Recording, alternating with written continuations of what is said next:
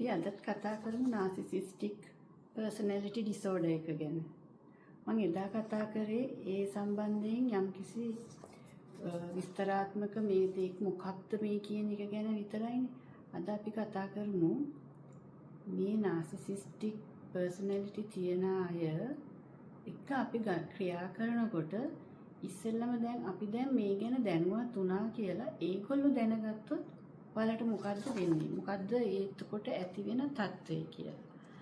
ඇත්තටම එයාලගේ මේ දේවල් අපි දන්නවා කියන එක දැන ගැනීමම තමයි අපිටත් සිද්ධ වෙන අවාසිය.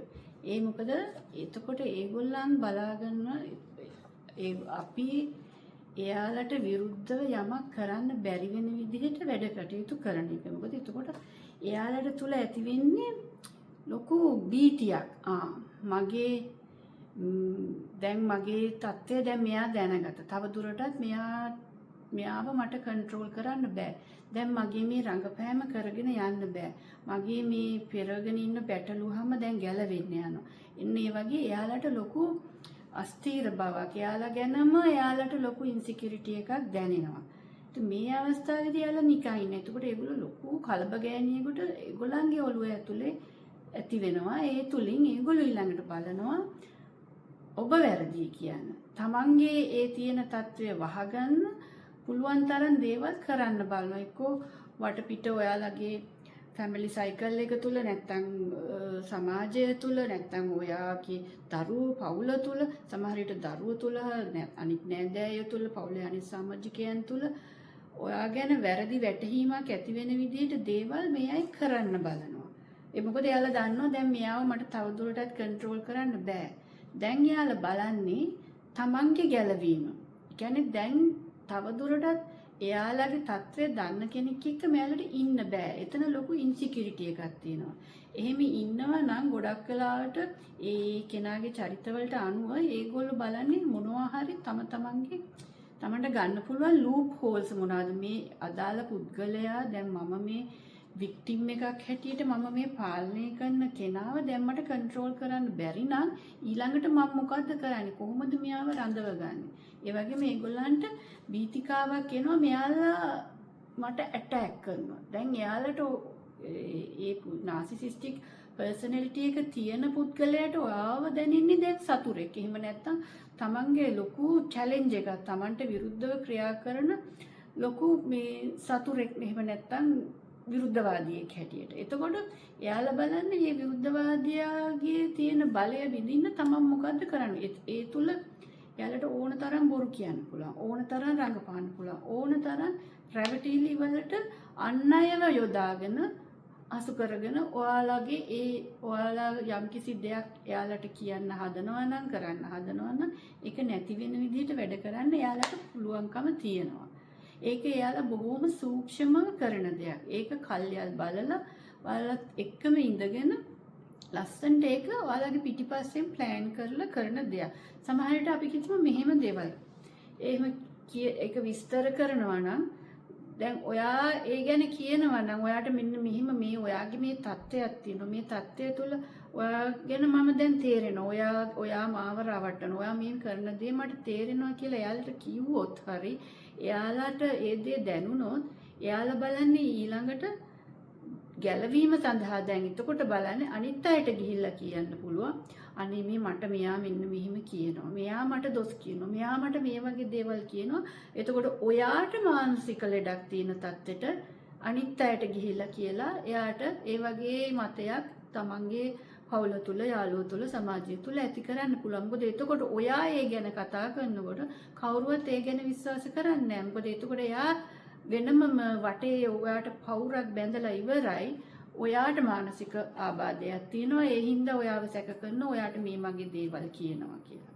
එහෙම නැත්නම් එයාට යන්න ඇත්තටම ඒ අය ඒ වෙලාවට බලන්නේ ඒගොල්ලන්ගේ ඊළඟ ඒ අවස්ථාව තමයි ඩිස්කාඩ් අවස්ථාව කියන්නේ. එතකොට ඒ ඩිස්කාඩ් වෙන්න හදනකොට ඒගොල්ලෝ නිකම්ම ඩිස්කාඩ් වෙන්නේ නැහැ. එක්කෝ එයාලට තව සප්ලයි කෙනෙක්. ඒ කියන්නේ ඔයා වගේ තව වික්ටිම් එකක් තව කෙනෙක් එයාගෙන නොදන්න කෙනෙක් එක්කෝ එයා ලෑස්ති කරගන්නවා. එහෙම නැත්නම් එයාට යම්කිසි සර්කල් එක ටික කාලයකට හරිය රැඳෙන්න පුළුවන් විදිහක් ඒගොල්ලෝ ලෑස්ති කරගන්නවා.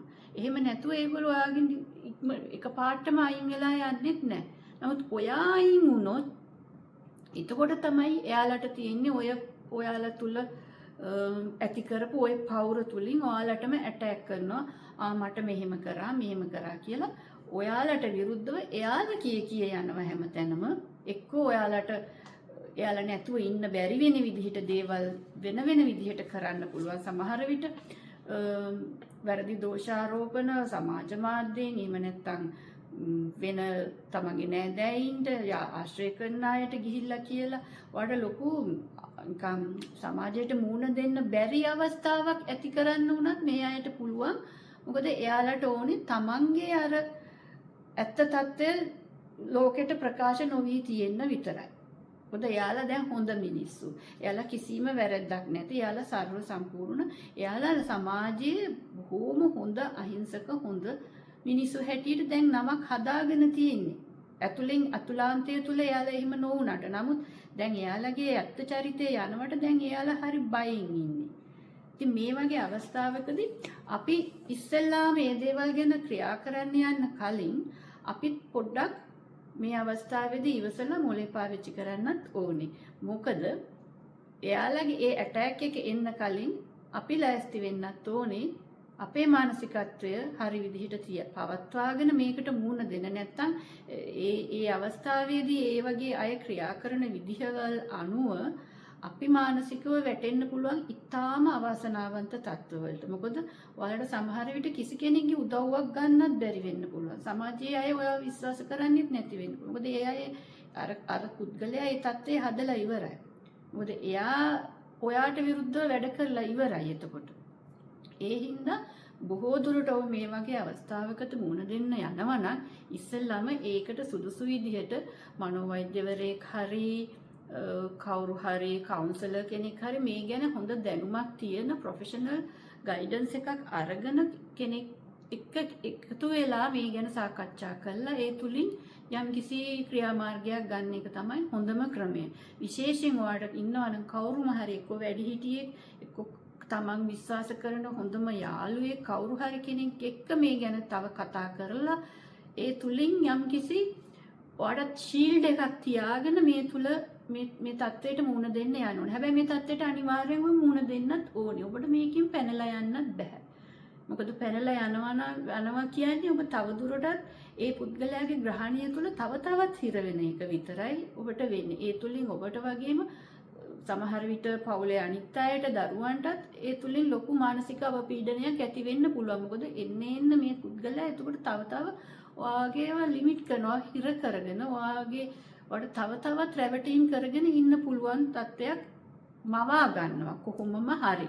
ඒ තුල එයාලා ඕනම තත්යකටපත් වෙනවා. ඕනම දෙයක් කරනවා. මොකද ඒක ඇවිල්ලා හරියට නිකන් අපි මේ අපේ පණ බේර ගන්න ඕනම දෙයක් කරනවා කියන දෙයක් ඉන්නවා වගේ දෙයක් තමයි වෙන්නේ. මොකද එයාලා දන්නවා එයාලගේ ස්ථාවරත්වය නැතුව එයාලට ඉන්න බෑ. මොකද එයාලගේ පෞරුෂය තුල ඒ පර්සනැලිටි ට්‍රේට්ස් නැහැ. එයාලට මුණ දෙන්න බෑ. ඒ වගේම තමයි අපි හිතමු දැන් අදිස්සිය මේ කට්ටිය දැන් වෙන්වීමක් වුණා කියලා එක්ක ඔබ වෙන් වුණා. එක්ක එහෙම නැත්තම් ඒගොල්ලෝ එහෙනම් මන් නැතුව කරගෙන කොච්චර කල් ඉඳීද කියලා බලමුකෝ කියලා මේගොල්ලෝ යයි. මේගොල්ලෝ වෙනස්. මේගොල්ලන්ගේ හැටිම තමයි ওই ඩිස්කාඩින් පොයින්ට් එක තමයි පැනලා යෑම. ඇත්තටම ප්‍රශ්නෙට මුහුණ දීලා ඒ තුල යන්න එයාලට බෑ. ඒ බැරිකම වහගන්න ඒගොල්ලෝ කරන දේ තමයි එතනින් මග ඇරීම. පැනලා යෑම. එතනින් ඉවත් වීම. නමුත් පවුලක් තුල අපි හිතමු දැන් දරුවෝ ඉන්න සැමියෙක් හෝ බිරිඳක් තුල මේක කරන්න ටිකක් අමාරුයි. නමුත් ඒගොල්ලෝ කරන්න පුළුවන්. නමුත් දරුවෝ හිටියයි කියලා ඒගොල්ලන්ට ওই පර්සනැලිටි ඩිසෝඩර් එක තියෙන කෙනාට ඒක දැනෙන්නේ නැහැ. එයාට ඕනේ එයාගේ ඒ තියෙන භයානක තත්ත්වයක් යාලට මැවෙනවා. ඒ තත්ත්වෙන් මග ඇරලා යන්න විතරයි. යාලා බොහෝ දුරට හැම දෙයකින්ම පැනලා දුවන කට්ටිය. ප්‍රශ්නෙකට මුහුණ දෙන්න බෑ. ප්‍රශ්නයක් ආව ගමන් යන්නේ පැනලා දුවන එක. ඒ වගේනේ දැන් ඔබ අර ලව් බොන්ඩින් තත්ත්වයේදී ඉන්නකොටත් ඔයාලට යම්කිසි දේවල් දැනුණාම ඔයාලා ඒ ගැන ඒ පීඩාව ගැන කතා කරනකොට ඒගොල්ලෝ කතා කරන්නේ මේ මාතෘකාවට අදාළ දේවල් නෙමෙයි කොහොම හරි මාතෘකාව වෙනස් කරලා ඔය ඒකෙන් පැනලා යන්න තමයි ඒගොල්ලෝ බලන්නේ. ඒ වගේම තමයි මෙතනත් වෙන්නේ. දැන් එයාලට මුහුණ දෙන්න බෑ ඔයා ඔය ගේන තර්කවලට. ඉතින් එයාලා පැනලා දුවන්න තමයි බලන්නේ. එහෙම නැත්නම් ඔයාව පීඩාවටපත් කරලා ඔයාට සමහර විට ශාරීරිකව හෝ මානසිකව දඬුවම් දීලා ඔයාගේ කට නවත්තලා ඔයාගේ තත්ත්වය සංසුන් කරන එක තමයි එයාලා කරන්නේ. සංසුන් කරන එක ඔයාගේ තත්ත්වය සංසුන් කිරීම නෙමෙයි. ඇත්තටම එයා සංසුන් වෙනවා ඔයාව නිහඬ කරවීම තුළින්. ඊට පස්සේ හිතමු දැන් මේකෙන් යම්කිසි වෙන්වීමක් වුණා කියලා එක්කෝ එයා ගියා නම් ගොඩක් කලාට ඒගොල්ලන් කරන්නේ මන් නැතුව දැන් තමන් නැතුව යම්කුත් කරගන්න බැරි තත්ත්වයට ඔයාලා ගෙනල්ලා ඉවරයිනේ දැන්. එතකොට හිතනවා කොච්චර කල් මන් නැතුව කරගනි කියලා ඒගොල්ලෝ යම්කිසි විදිහකට ඉඳලා ඈතින් බලාගෙන ඉන්නවා. හැබැයි කවදාවත් හිතන්න එපා එයාලා සම්පූර්ණයෙන් අතෑරලයි මේ ඉන්නේ. දැන් කිසි ප්‍රශ්නයක් නැහැ. ඒගොල්ලෝ ආයේ එන්නේ නැහැ කියලා. නෑ මේක සයිකල් එකක්. ඇත්තටම නාසිසිස්ටික් බිහේවියර් එක කියන්නේ මේ ලෙඩක් හැටියට නිකන් මේ අපි ඔය මොකක් හරි වෙන ලෙඩක් හැදිලා බෙහෙත් දීලා සනීප කරනවා හෝ එහෙම නැත්තම් යම්කිසි කවුන්සලින් හරි කොයි හරි ගිහලා ටික කාලෙකදී ඒක නැති වෙලා යන දෙයක් නෙමෙයි. ඇත්තටම ඒ තුල ඒක සයිකල් එකක්. ඒක කාලයකට ටික කාලයක් තුල වර්ධනය වෙලා ඒක බොහෝ පීඩාවක් වෙලා මහා ලොකු දෙයක් විනාශයකට වෙලා වර්ධනය වෙලා ඊට පස්සේ යම්කිසි ලොකු සිදුවීමක් තුලින් ඒක අපි හිතමු ගෙදර ප්‍රශ්න වෙලා ලොකු දෙයක් වුණාට පස්සේ ඔන්න එතකොට පොඩ්ඩක් සංසුන් වෙනවා. ඒගොල්ලෝ ඊට පස්සේ පෙන්눔 කරනවා හරි. දැන් ඔන්න මම ඔක්කොම හරි. සේරම සංසුන්. දැන් ආයෙ එහෙම දේවල් වෙන්නේ නැහැ. ඉතින් ඒකට පොරොන්දු ගොඩාක්. ඉතින් ඔයාලට දෙයි සමහර විට වැඳ පුදාගෙන හරි එයාලට ඉන්න පුළුවන්. ඒ ටික කාලයකට. එහෙම හිටියට එතකොට දැන් අපිත් හිතනවා ඉතින් දැන් අනේ ඉතින් අපි කාටවත් සමාව දෙන්න ඕනේ. අපි කාගේ අතිනුත් වැරදීම් වෙනවා, නොමග යවනවා. අනිත් එක අපිට දරුවෝ ඉන්නවා. එහෙම නැත්නම් අපිට දැන් මේ සමාජයට මුණ දෙන්න බෑ. මෙහෙම මේ වෙන් වෙලා ඒ වගේ දේවල් හිතලා යම්කිසි දේවල් තුල අපි ඉතින් හිතනවා හැමතිස්සෙම සුබවාදීව හිතලා ඉතින් අපේ සංස්කෘතියත් අනුව ඉතින් අපි කියනවා ඉතින් අපි තව ටිකක් ඉවසන්න ඕනි කියලා. ඒක ඇත්ත. ඉතින් ඒකට දොස් කියන්න බෑ. එහෙම කරලා ඔන්න ටික කාලයක් ඉන්නවා. හැබැයි ආයෙමත් මේ පුද්ගලයාගේ මනස තුල ඇති වෙනවා ආපහු අර පරණ තත්ත්වෙටම එන තත්ත්වය. දැන් ටික ටික දැන් අනිත් කෙනාගේ විශ්වාසය දිනා ගන්නකොට ඔන්න එයා ආයෙමත් අර පරණ සෙල්ලමටම යනවා. ඒක පටන් ගන්නවා.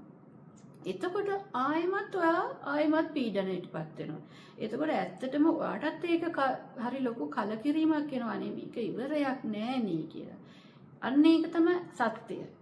මොකද ඔය ආපහු එනවා කියන එක ඒ වගේම ආපහු එයාලා කොහොම හරි ඔයාලට එක්ක සමහර විට දැන් ඔයාලා තනියම දේවල් කරගන්නකොට අපහසුතාවල් ඇති වෙනකොට කමන්නේ මං එන්නම් ඔක අතහැරලා එහෙනම් ඉතින් අර නිකන් ඔයාට එයා සමාව දීලා ආපහු වෙනවා. එහෙම නැත්තම් මම තාමත් කොච්චර කරත් ඉතින් මං ඔයා ගැන හිතනවා වගේ කියලා එන්න පුළුවන්. එහෙම වෙනවා. ඒක අනිවාර්යෙන් වෙනවා. නමුත් එයාට වෙන සප්ලයි එකක් තිබුණ නැත්තම් ඒක වෙනවා. නමුත් ඊට පස්සේ ඔයා ඒකට එකඟ වෙලා ඔයා ආපහු ජීවිතේ පටන් ගත්තා නම් ඊට පස්සේ ආයෙත් ඔය තත්ත්වය ඇති වෙනකොට ඔයාට ඊට පස්සේ ඔයා ගැනම කලකිරීමක් වෙනවා. ඔන්න ඔය අවස්ථාව තමයි හරිම භයානක අවස්ථාව.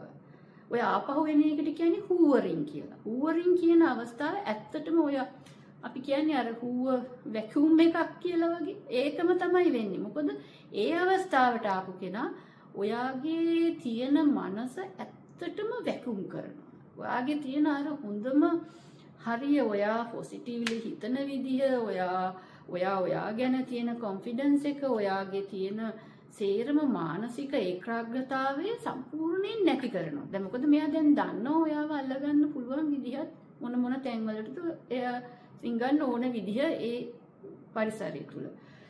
එතකොට ඔයා තමයි ඊළඟටපත් වෙන්නේ සම්පූර්ණ මානසික ඇත්තටම මානසිකව හොඳටම අඩපණ වෙච්ච සමහරට ඔබ මානසික රෝගියෙක් වෙන්න පුළුවන්.